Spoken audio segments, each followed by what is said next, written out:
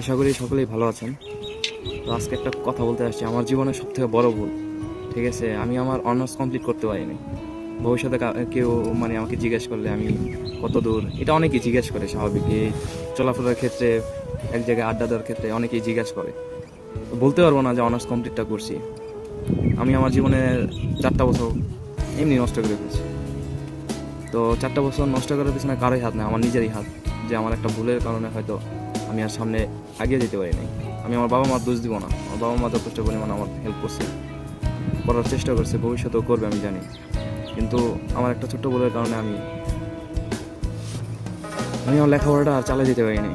হয়তো ফিউচারে কেউ জিজ্ঞেস করলে হয়তো হইতে পারে যে এইচএসসি কমপ্লিট, এরপরে আর পড়া হয়নি। আমি পরবর্তীতে 3 বছর first year, honours first year, second year, third year পর্যন্ত পড়ছি, ওইটার কোনো ভ্যালু নাই।